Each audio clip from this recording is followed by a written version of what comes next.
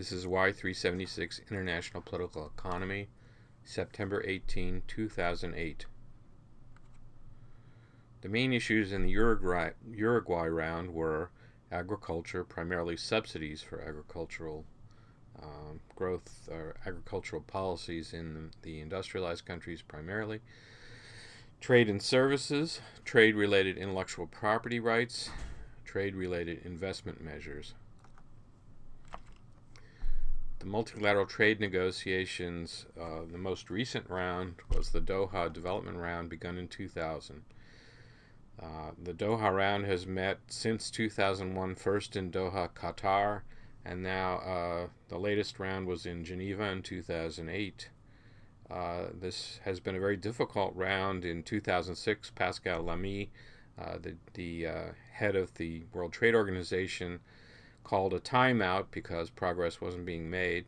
This last negotiation in Geneva had to be called off also because of failure to agree on key issues.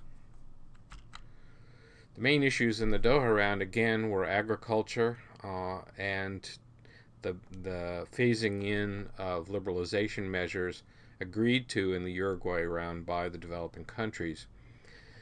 The industrialized countries wanted non-agricultural market access for their exports to the markets of newly emerging countries like Brazil, India, China, and the Asian tigers.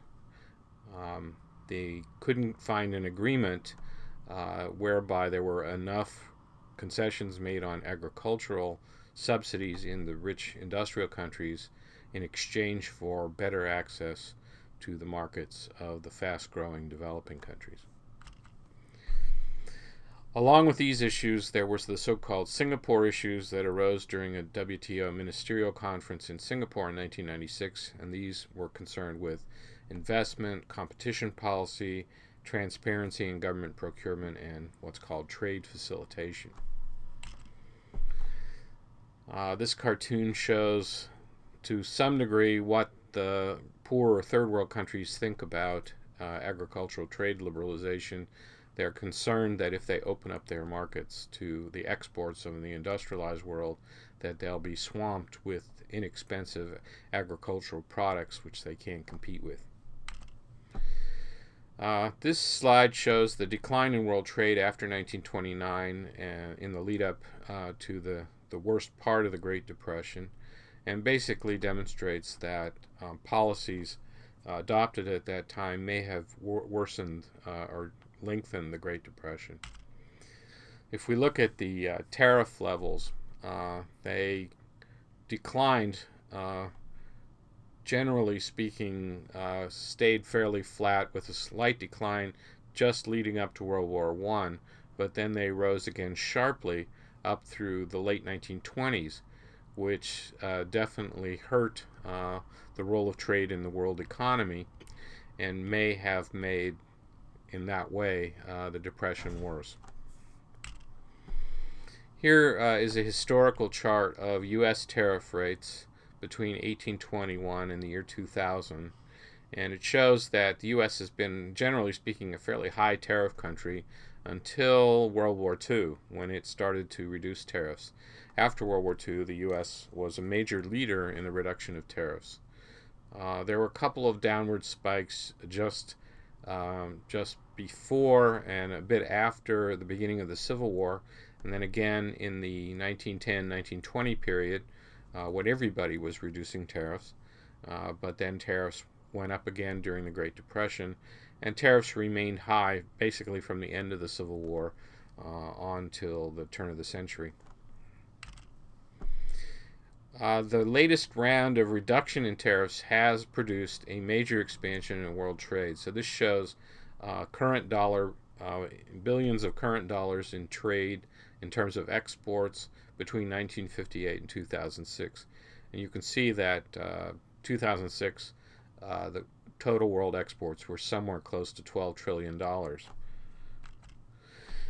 The rate of growth of trade has been faster than the rate of growth of world GDP, which means that pretty much every country has witnessed an increase in their trade ratio, which is you add the exports and imports together and divide it by GDP, and you get the trade over GDP ratio. One country that seems to have stayed pretty constant over this time, one major country, is Japan, which is more a function of the rapid growth of their GDP rather than slow growth of their trade. But still, both Japan and the United States have lower trade ratios than the European countries, major European countries like France, Germany, and the United Kingdom. This chart shows the way trade is organized regionally, and the biggest contributor to world trade is internal trade, trade within the region of the European Union. North America is much smaller. Asia Pacific is smaller than the North American trade area. These are 1990 figures, so this probably, if you were looking at more recent figures, Asia Pacific would be considerably larger now than it was then. And the cross-regional trade is smaller than the intra-regional trade for the most part, but any case, that's what the structure of trade still sort of looks like. In 1975, the rich industrialized countries, the larger ones, created the Group of Seven as a way to deal with problems of interdependence. This Group of Seven is annual meetings involving the heads of state, presidents, prime ministers, and so forth, of the G7 countries. In 1997, Russia was invited to join the G7, and ever since then it's been called the G8. The European Union is also represented separately in all G7, G8 meetings. If you click on the picture below, the G8 Information Center, it takes you to one of the best sources of information about the G7, G8 at the University of Toronto. I'm not going to do that right now, but you can do that for yourself. Here's a picture of the representatives at the G8 meeting in 2007. You can see the countries that are represented are the US, the UK, Germany, France, Italy, Japan, Canada, and Russia. Here's President Putin. Here's Angela Merkel of Germany. Here's President Bush. I believe that is, I'm not sure who that is. Anyway, and here's Sarkozy of France. This shows all the annual meetings between 1975 and 2008. The latest meeting was in Japan, in Hokkaido.